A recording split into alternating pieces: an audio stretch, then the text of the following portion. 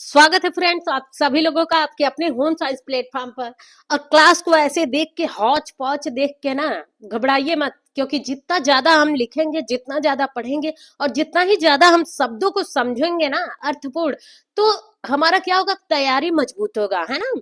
एक सरसरी निगाह से बस हम वैसे ही पढ़ते चले जाएं स्टोरी के जैसा, और कुछ उसमें स्टोरी का हमें पता ही नहीं चले कि आखिर इस क्लास में दिया क्या है, इस चैप्टर में दिया क्या है, इस पाठ में किस चीज के बारे में बताया जा रहा है ना, तो क्या फायदा। और देखिए एक एक लाइन से, एक एक स्टेप से, पैराग्राफ से, तो चीजों को, अ, अर्थों को और क्वेश्चन को उसी प्रकार से सबको मोड़ दिया जा रहा है ना। तो आइए देखते हैं कि हम क्या जानते हैं। इसे मैं इरेज करना सही नहीं समझती हूँ। इससे क्या होता है कि आप लोगों का ध्यान ज्यादा उस लाइन पे क्या होता है कि आकर्षित होता है ना। अब देखिए यहाँ पे मैं जो अंडरलाइन कर देती हूँ, वहां आप सोचेंगे कि आखिर मैम क्यों यहाँ पे अंडरलाइन की है ना। देखिए अक्सर मेन पॉइंट पे मैं क्या करती हूँ कि अंडरलाइन कर देती हूँ। तो मेरे पढ़ाने का तरीका ये है। बाकी अगर आप लोगों को अच्छा ना लगे तो कमेंट बॉक्स में मेंशन करिए कि मैम ज्यादा उसमें हौच पौच मत मचाया करिए। तो मैं कम लाइन खींचूंगी, लेकिन जो समझाऊंगी वो मुझे इसी पेज पे मुझे समझाना पड़ेगा, तो इसीलिए थोड़ा मैं खिचड़ी बना देती हूँ इसमें। तो आइए देखते हैं कि क्या हम लोग किस टॉपिक पे चल रहे थे और क्या हम लोग पढ़ रहे थे। तो प्रारंभिक बाल्यावस्था के बारे में हमने जाना। अगर ये क्लास इंपॉर्टेंट नहीं होता ना, छोड़ के बिल्कुल भी मत जाइएगा। ये क्लास, ये चैप्टर, ये पाठ, ये लेसन अगर इंपॉर्टेंट नहीं ना होता तो सिलेबस वाले इतने लंबे इस चैप्टर को देते नहीं, है ना। आखिर उसमें कोई चीज होता है तभी उस चीज को काफी लंबा चौड़ा बनाया जाता है, नहीं तो कुछ ना रहे तो वो छोटा रूप में तैयार हो जाएगा, है ना। तो इस बात को समझते हुए आप पूरी क्लास लीजिए, और क्लास यहाँ से बहुत ही इंपॉर्टेंट होने वाली है। टोटल सारे लेक्चर ये इस चैप्टर से इंपॉर्टेंट होने वाले हैं। और ऐसे ऐसे चैप्टर पे ना आयोग का ध्यान बहुत तेजी से रहता है, क्योंकि देखिए यहाँ से क्वेश्चन पूछ लेता है। तो पिछले लेक्चर में हमने क्या पढ़ा कि मॉन्टेसरी, मारिया मॉन्टेसरी द्वारा बनाए गए स्कूल, मतलब मॉन्टेसरी स्कूल के बारे में हमने जाना। और ये क्यों आखिर सामने आया, क्योंकि ग्रामीण बस्ती के जो बच्चे होते थे ना, वो नहीं यहाँ तक पहुंच पाते थे। कहाँ तक? प्रारंभिक स्कूल तक, है ना। प्रारंभिक विद्यालय तक वो अपने एज के अकॉर्डिंग नहीं पहुंच पाते थे, जिससे वो जो उनके घर के और बड़े बच्चे होते थे ना, वो वंचित रह जाते थे पढ़ाई से, शिक्षा से। और इसके अनुसार हमने जाना कि जैसे मारिया मॉन्टेसरी ने ये प्री स्कूल बनाया, तो इसको देखते हुए किस प्रकार से गवर्नमेंट ने आंगनबाड़ी शिक्षा का वो किया, आंगनबाड़ी को आगे लाया, है ना। जिसमें आंगनबाड़ी कार्यकर्ता आगे आई, महिलाएं उसमें आगे आई, और गांव बस्ती शहरों में ये गवर्नमेंट द्वारा स्थायी रूप से है। और जहाँ पे बच्चों को शिक्षा के साथ पोषणात्मक पौष्टिक आहार भी दिए जा रहे हैं, है ना। तो इन चीजों के बारे में हमने डिस्कस किया। आखिर यहाँ से क्वेश्चन आ जाए कि आंगनबाड़ी ये किससे मिल के बना हुआ है, तो देखिए हमने क्या देखा था ना, इसे किससे देखे, आईसीडीएस से देखे थे कि आईसीडीएस द्वारा ये बना हुआ है, जिसका फुल फॉर्म क्या है ना, समेकित बाल विकास सेवाएं कहते हैं, है ना। इन चीजों को हमने डिस्कस किया। हाँ, शायद मैं आप लोगों को वो कुछ और बताना इसमें भूल गई थी, मतलब पढ़ाते चली गई थी। यही होता है जब हम केवल केवल लाइन पे ध्यान देते, बस पढ़ते चले जाए ना, एक तेज रफ्तार से दौड़ते चले जाए ना, तो हमारा पीछे का कुछ इंपॉर्टेंट चीज छूट जाता है। जब मैंने पीछे फिर क्लास एक बार फिर रिवीजन किया कि मतलब सही आप लोगों को जानकारी दी हूँ कि नहीं, कहीं मुझसे त्रुटि तो नहीं ना हुई है, तो मैं देखी कि यहाँ पे मुझसे एक त्रुटि हुई है। यहाँ पे मैं आप लोगों को बता नहीं पाई थी कि समेकित बाल विकास सेवाएं किसे कहते हैं। यहाँ से क्वेश्चन पूछ लिए जाते हैं, तो देखिए यहाँ पे नोट करिए ना कि आईसीडीएस का मतलब क्या होता है। आई आईसीडीएस, है ना। तो इसका मतलब क्या होता है ना कि यहाँ पे देखिए, ये तो फुल फॉर्म यहाँ पे दे ही दिया है, आप इसे नोट कर लीजिएगा, समेकित बाल विकास सेवाएं।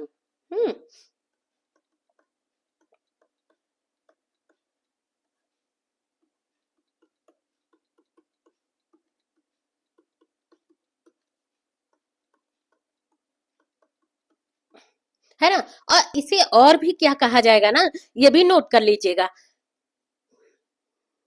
समन्वित बाल योजनाएं भी कहा कहा जा सकता है ना। ता इसे समझिएगा, टा ना समझिएगा, मेरा यहाँ थोड़ा गलत लेटर चलता है, तो को मैं टा जैसा लिखती हूँ, तो समन्वित बाल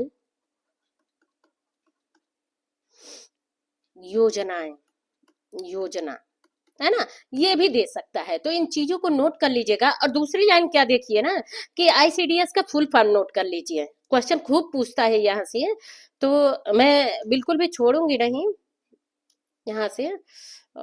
यहाँ लिखवाती हूँ, बाद में मैं इरेज कर दूंगी। तो देखिए, आईसीडीएस का फुल फॉर्म नोट करिए ना, इंटीग्रेटेड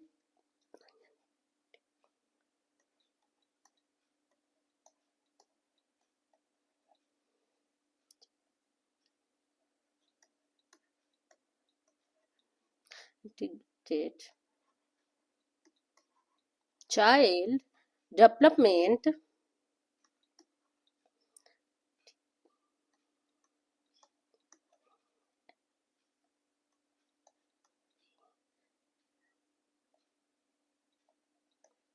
डेवलपमेंट सर्विस,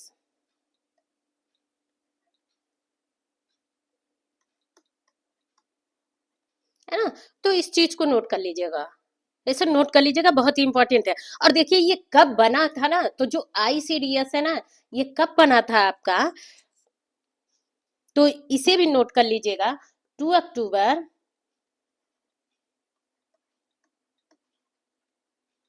2 अक्टूबर 1975 में, है ना, 1975 में बना था, 2 अक्टूबर 1975 में बना था। तो इसे नोट कर लीजिएगा, बहुत इंपॉर्टेंट है। कितने साल के बच्चों के लिए ये केयर करता है, तो 6 वर्ष से, है ना।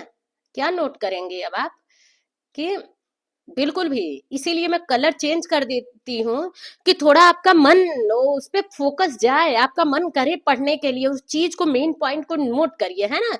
तो देखिए कितने बच्चों को पूछ देता है, देखिए यूनिसेफ से पिछले वाले पेपर में पूछा था, टीजीटी पेपर के पिछले वाले पेपर में पूछा था, तो इसीलिए मैं इन चीजों को तो बिल्कुल भी मैं छोड़ नहीं सकती। पिछले लेक्चर में मैं छोड़ दी हूँ, तो इसे काफी मैं मिस की, इसीलिए आते ही क्लास पे मैं सबसे पहले आप लोगों को ये बताने की कोशिश कर रही हूँ। तो देखिए ये कितने बच्चों को पूछता है, कितने एज के, तो 6 वर्ष से, है ना, मतलब 6 ईयर से कम के बच्चे को, कम, नोट कर लीजिएगा, ये बहुत ही इंपॉर्टेंट चीज है। कभी आपको ज्यादा दे देगा, कभी कम देगा, है ना। तो वहीं आके आप अटक जाएंगे, कंफ्यूज हो जाएंगे। बस देखिए सारा अगर आपको दे दिया, बस एज ही पूछ लिया कि कितने एज के बच्चों को वो केयर करता है, तो हम पढ़ भी क्या रहे हैं, चैप्टर प्रारंभिक बाल्यावस्था, है ना। तो इस चीज को नोट करिए। और जब ऐसे चैप्टर आप पढ़ते चलेंगे ना, तो सोचिए आपकी पढ़ाई कितनी मजबूत होगी। नहीं, इधर जितना ही वैकेंसी की लेट हो रही है ना, उतना ही आप जानिए आपकी मजबूती तेज हो रही है, आपकी तैयारी मजबूत हो रही है ना। तो इस चीज को नोट करते चलिए, बिल्कुल भी घबरा के नहीं हमें पढ़ाई करनी चाहिए। थोड़ा ही पढ़ें, लेकिन पूरी जानकारी लेते हुए पढ़ें। ये शायद ये शायद मेरी सोच है, इसीलिए मैं, मुझे जब लगता है कि अब ओवर क्लास जा रहा है, तो बिल्कुल ही मैं वहीं उसी लाइन पे रोक देती हूँ, है ना, उस क्लास को वहीं के वहीं रोक देती हूँ। तो इसलिए इस चीज को, मेरे मेरे इस आदत को आप गलत ना सोचिएगा। तो देखिए 6 वर्ष से कम कम आयु के बच्चों को ये लेता है, जो आईसीडीएस है ना। इसमें क्या है, कि एक चीज और नोट करिएगा ना, गर्भवती के लिए,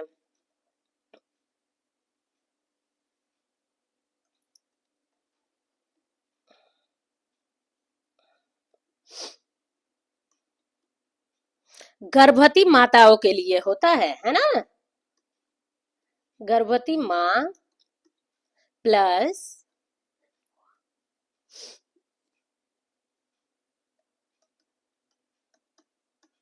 स्तनपान कराने वाली माताओं, और तथा जो गर्भवती माँ होती है ना, उन्हें कुपोषण,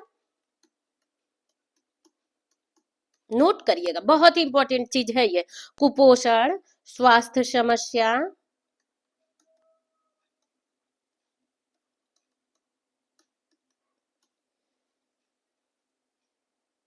स्वास्थ्य समस्या के लिए ये भारत में लाया गया है ना। तो इन चीजों को एकदम नोट कर लीजिएगा, बिल्कुल भी भूलने की कोशिश ना करिएगा, यहाँ से एकदम बना लिए जाते हैं, है ना। तो बिल्कुल भी मत भूलिएगा। अब आइए देखते हैं कि ये इन चीजों को हमने पढ़ा था, तो जो हमारा पीछे और हौच पौच खिचड़ी बनाने वाला चीज भूल गया था ना, तो मैंने नीचे यहाँ पे हौच पौच कर दिया, खिचड़ी तैयार हो गया। अब आइए आगे बढ़ते हैं, देखते हैं कि क्या और था। हाँ, और एक चीज तो मैं मतलब यहाँ पे क्या आ गए थे, मनोवैज्ञानिक जीन पियाजे आए थे, तो ये इन्हें मैं पूरे अच्छे से आप लोगों को बताने के लिए कही थी। तो एक तो हम इसे पढ़ लेते हैं, फिर उसके बाद से हम अपना यहाँ से टॉपिक पे ध्यान देते हैं। अर्थात देखिए यहाँ लिखा भी है, ध्यान रखने योग्य अन्य महत्वपूर्ण सिद्धांत। तो सबसे पहले हम अपने इन सिद्धांत पे देख लेते हैं कि जीन पियाजे ने और क्या कहा था, है ना। तो उन्हें देख लेते हैं कि जीन पियाजे, देखिए जीन पियाजे क्या है ना कि बाल मनोविज्ञान के विशेषज्ञ हैं, है ना। ये हमारे सिलेबस में आता है, तो बहुत ही यहाँ से क्वेश्चन पूछ लिए जाते हैं, तो बिल्कुल भी मैं इसे छोड़ूंगी नहीं, इसे जरूर नोट कराऊंगी। कि देखिए क्या है ना कि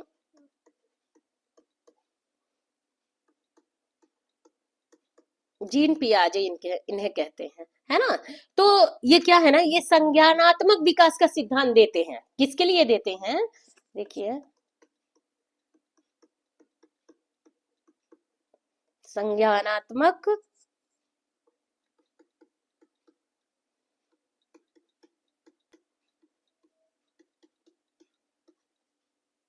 संज्ञानात्मक बाल मनोविज्ञान दिए हैं, है ना। और ये कितने रूप में दिए हैं, ये 4 चरण दिए हैं। किस चीज का, जिन पियाजे ने संज्ञानात्मक विकास के सिद्धांत को ना मूलतः ये कितने उदाहरण दिए हैं, तो ये 4 बताए हैं, है ना। विकास के दौर अर्थात बालक जन्म से लेके बालक जो है ये किशोरावस्था तक को बताते हैं कि बच्चा किस किस स्टेप वाइज कैसे कैसे बढ़ता है ना। तो उस चीज को यहाँ पे वो बताए हैं। और ऐसा मानिए ना कि शिक्षा को भी लेके ये बताए हैं, और बाल मनोविज्ञान को भी लेके एक आधारभूत सिद्धांत इन्होंने ये दिए हैं कि जिसमें संज्ञानात्मक क्षमताओं और शिशुओं की अवस्थाओं के किशोरावस्था तक के विकास को ये बताते हैं, है ना। तो इन चीजों को ये बताते हैं, तो जो मेन पॉइंट है ना उसे मैं आप लोगों को नोट करवाती हूँ। तो देखिए क्या है ना कि 4 है, कितने हैं, 4 हैं। तो 1 2 3 और 4, है ना। तो 4 है। अब पहला नोट कर लीजिए ना आपकी क्या है,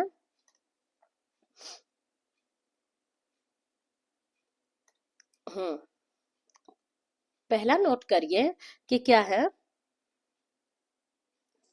देखिए संवेदी पेशी कहते हैं,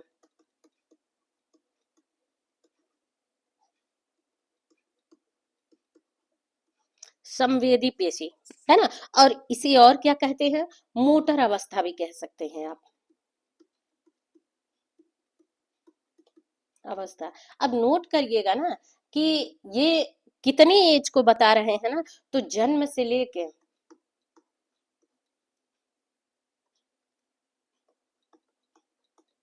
जन्म से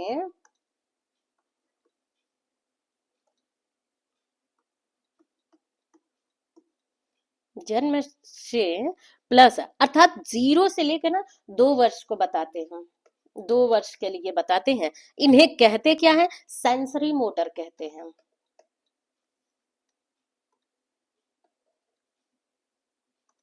इसे क्या कहते हैं, इस अवस्था को क्या कहते हैं। अर्थात यदि एग्जामिनर आपसे पूछ दे कि 0 से लेकर 2 वर्ष की अवस्था को क्या कहते हैं, और किसके अनुसार, जीन पियाजो मनोवैज्ञानिक, बाल मनोवैज्ञानिक जीन पियाजे के अनुसार 0 से 2 वर्ष की अवस्था को कौन सी अवस्था कहते हैं ना, तो सेंसरी मोटर कहते हैं।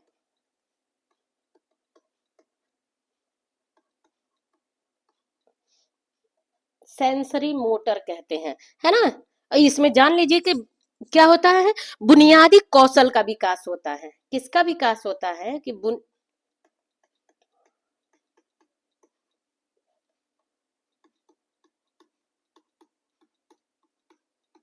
0 लगा दे रहे हैं, समझ जाइएगा, विकास मतलब हम लिख दिए हैं, है ना। बुनियादी कौशल विकास आता है। अब दूसरा हम देखते हैं ना कि दूसरा क्या है, तो पूर्व संक्रियात्मक अवस्था कहा जाता है इसे।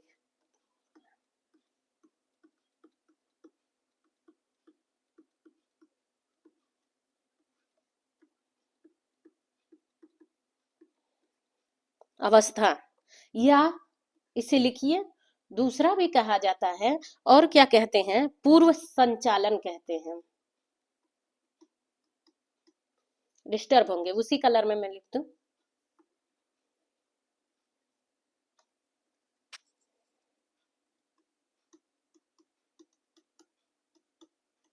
पूर्व संचालन, है ना। अब ये कहाँ से कितने एज को दिया देता है, बहुत इंपॉर्टेंट चीज है, नोट करिएगा, इसीलिए बिल्कुल मैं छोड़ूंगी नहीं ऐसे इंपॉर्टेंट जो भी क्वेश्चन है। तो देखिए ये कितने से, अब यहाँ 2 वर्ष तक दिया है, तो आप 2 वर्ष इसे नोट करिए। 2 वर्ष प्लस कितने का दिया है, अब आगे का याद करना है कि 7 वर्ष तक को बताया है ये अवस्था कितने वर्ष को, दूसरा स्टेप कितने वर्ष को बताया, 7 वर्ष तक। और इसे क्या कहते हैं, प्री ऑपरेशनल कहते हैं। क्या कहते हैं,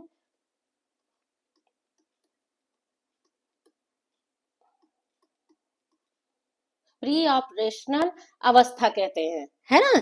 प्री ऑपरेशनल अवस्था कहते हैं। इसमें क्या होता है ना कि भाषा भाषा पूछ लें तो देखिए, भाषा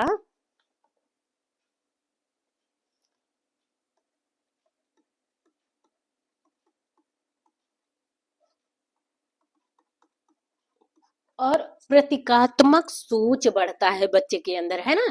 अब मान लीजिए इन्हीं दोनों में यदि आपसे पूछ ले कि जीन पियाजे का दूसरा स्टेप क्या है ना, दूसरा स्टेप पूछ ले, तो आप यहाँ पे बता देंगे पूर्व संक्रियात्मक अवस्था। मतलब ये हम स्टेप वाइज लिखवा रहे हैं, यही इनका स्टेप ही है। यदि आपसे मैचिंग करने को बोले 1 से लेके 4 तक के मैचिंग को, तब भी आप पहला यही आपका आएगा। पहला कौन सा स्टेप आएगा, पहला आपका यही रहेगा, दूसरा यही रहेगा, तीसरा यही रहेगा, और चौथा यही। भाई क्रम वाइज तो बच्चा बढ़ेगा, ये नहीं ना कि पहले किशोरावस्था में गया फिर उसका जन्म हुआ। जन्म कब होगा, सबसे पहले जन्म ही तो होगा।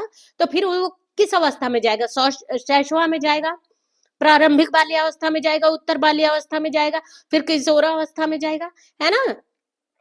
तो हमें स्टेप वाइज पढ़ना है, तो इसीलिए याद कर लीजिएगा कि संवेदी पेशी मोटर अवस्था पहला स्टेप है आपका पूर्व संक्रियात्मक अवस्था, अर्थात पूर्व संचालन अगर दे दे तो ये आपका दूसरा अवस्था है। अब आइए कि हम तीसरा अवस्था लिखते हैं ना, कि तीसरा अवस्था क्या, मूर्त संक्रियात्मक अवस्था क्या कहते हैं, मूर्त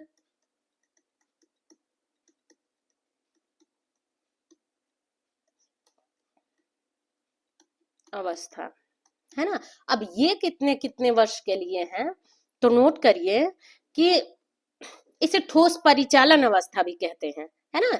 ये भी ध्यान दे लीजिए कि यदि पूछ ले आपसे कि ठोस परिचालन परिचालन अवस्था, है ना, दोनों मेंशन कर सकता है। तो इसका यदि एज आपसे पूछे ना, तो इसका एज भाई 7 वर्ष पहले छाप लीजिए।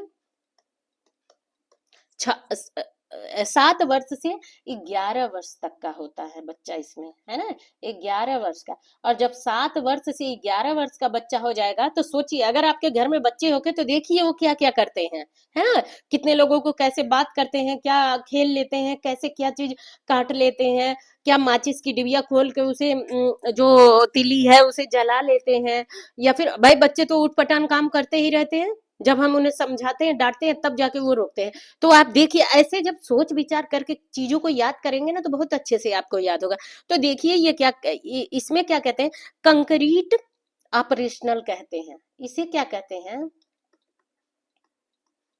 कंक्रीट ऑपरेशनल ऑपरेशनल, है ना। भाग जाएगा, मैं लिखना नहीं चाह रही थी आगे तक, सोची जीरो लगा दूं। हाँ देखिए यहाँ समझ जाइएगा, कंक्रीट ऑपरेशनल कहते हैं, है ना। ये एकदम याद कर लीजिएगा। और लास्ट हम देख लेते हैं ना, अब आपका जीन पियाजे से कहीं भी कोई क्वेश्चन फंसने वाला नहीं है, इसे मैं अभी अच्छे से समझा दे रही हूँ। अब सबसे लास्ट क्या है ना, औपचारिक संक्रियात्मक कहते हैं इसे।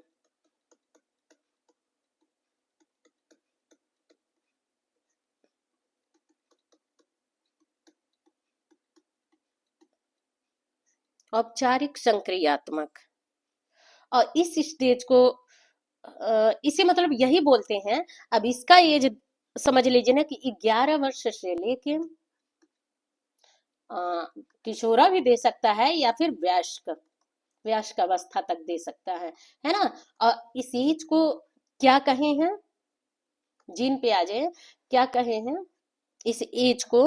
फॉर्मल स्टेज,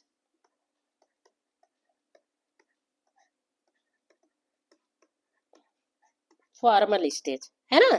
तो इसमें क्या करता है ना बालक, कि काल्पनिक तर्क और अमूर्त सोच रखता है, अमूर्त सोच।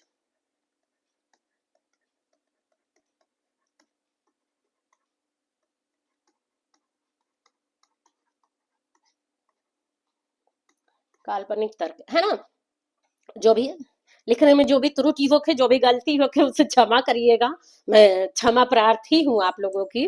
तो आइए देखते हैं कि क्या, एक बार इसे रिपीट करें। जीन पियाजे जो संज्ञानात्मक बाल मनोविज्ञान है, जो बच्चों को लेके, बच्चों के बारे में वो बहुत ज्यादा वो किए हैं, सर्च किए हैं ऐसा मानिए। तो वो क्या किए हैं ना, 4 प्राथमिक चरण दिए हैं, 4 प्राथमिक चरण। और यहाँ से क्वेश्चन पूछ लेता है निम्न में से जीन पियाजे का तीसरा चरण क्या है? तो आप क्या बोलेंगे? मूर्त संक्रियात्मक है, मूर्त संक्रियात्मक अवस्था है। जीन पियाजे का लास्ट चरण क्या है, सबसे अंतिम चरण क्या है? तो औपचारिक संक्रियात्मक है, जिसे क्या कह सकते हैं, या तो औपचारिक संक्रियात्मक भी दे सकता है या फिर फॉर्मल स्टेज दे सकता है। तो आपको ये भी याद रखना है इसके साथ, है ना। जीन पियाजे के दूसरे पूर्व संक्रियात्मक अवस्था को क्या उन्होंने कहा है, कितने एज का है? तो 2 से 7 वर्ष का है, और प्री ऑपरेशनल बोलते हैं उसे, है ना। जीन पियाजे का प्रथम प्रथम प्राथमिक चरण क्या है? तो संवेदी पेशी मोटर है, जो कि 0 से लेकर 2 वर्ष का है, और सेंसरी मोटर उसे कहते हैं, है ना। बुनियादी कौशल का विकास इसमें होता है ना। अब मुझे नहीं लगता कि आपका क्वेश्चन यहाँ से छूटेगा, तो इन चीजों को याद कर लीजिएगा, बहुत ही इंपॉर्टेंट है फ्रेंड्स, बहुत ही इंपॉर्टेंट है, एकदम याद करिएगा, बिल्कुल भी यहाँ से छोड़िएगा ना, ना एज छोड़िएगा, ना इनके प्रथा सारे चारों चरण छोड़िएगा, और ना ही चारों चरण को किन किन रूप से वो प्रदर्शित किए हैं। अर्थात सेंसरी मोटर कहें, प्री ऑपरेशनल कहें, कंक्रीट ऑपरेशनल कहें, फॉर्मल स्टेज कहें हैं, है ना। तो इन चीजों को याद करिएगा एज टू अकॉर्डिंग, है ना। तो अब आइए देखते हैं, हम पिछले अपने मतलब चलते हैं अपने लेसन पे। अब देखिए कहाँ से पढ़ना था, आशा करती हूँ समझ में आ गया होगा। तो देखिए, ध्यान रखने योग्य अन्य महत्वपूर्ण सिद्धांत, यह तथ्य है कि, एक बात और, समझ में आया होगा, अच्छा लगा होगा क्लास, तो ज्यादा से ज्यादा लाइक, सब्सक्राइब और शेयर करिए फ्रेंड्स। जो भी ऐसे, मान लीजिए ऐसे कोई भी थ्योरी आपको पढ़ना है, कुछ जानना है, तो कमेंट बॉक्स में मेंशन करिए, मैं उसे इस तरह से अच्छे से समझाऊंगी, नई इस पेज पे समझाऊंगी, हौच पौच खिचड़ी नहीं बनाऊंगी। नया एक एकदम सादा पेज लेके आऊंगी, और उस पे मैं आप लोगों को बताऊंगी मैथ। मतलब ऐसा मानिए कि मैथ की तरह अच्छे से समझाऊंगी, है ना। तो आइए देखते हैं, ध्यान रखने योग्य अन्य महत्वपूर्ण सिद्धांत, यह तथ्य है कि किसी भी स्थान को उस जगह से सांस्कृतिक संदर्भ के महत्व को समझना चाहिए जहां वह संचालन करता है, और साथ ही उसे बच्चे के परिवार के सांस्कृतिक संदर्भ के प्रतिकूल नहीं, बल्कि उसके अनुकूल ही काम करना चाहिए। यद्यपि यह सभी आयु वर्गों के लिए सत्य है, लेकिन छोटे बच्चों के लिए यह अधिक महत्वपूर्ण हो जाता है, क्योंकि वे विभिन्न परिप्रेक्ष्यों और विभिन्न भिन्न वास्तविकताओं के बारे में उस तरीके से अंतर नहीं समझ पाते हैं, है ना। तो इन चीजों को बताया गया है। इसके साथ ही हम ये मतलब कुल मिला के ये कहा गया है ना, कि बच्चों को किस प्रकार से उनके सांस्कृतिक, मान लीजिए जिस भी घर में बच्चे होंगे, तो हर बच्चों का क्या है, अपना पारिवारिक परिवेश है, एक बोलने का कल्चर अलग है, उनके खाने पीने का अलग अलग तौर तरीका है, उठने बैठने का तौर तरीका अलग है। तो इन चीजों को, मतलब प्रत्येक परिवार में, तो प्रत्येक परिवार का अपना तौर तरीका, नजरिया अलग होता है ना। किसकी किस चीज में रुचि है, किसी के यहाँ बहुत ज्यादा पूजा पाठ होता है, किसी के यहाँ बहुत ज्यादा बच्चों पे पढ़ाई पे फोकस दिया जाता है, किसी के घर पे ये होता है कि अरे अभी बाल्यावस्था है, छोड़ो जाने दो, बहुत ज्यादा प्रेशर नहीं हमें बच्चों के वो पे डालना है ना।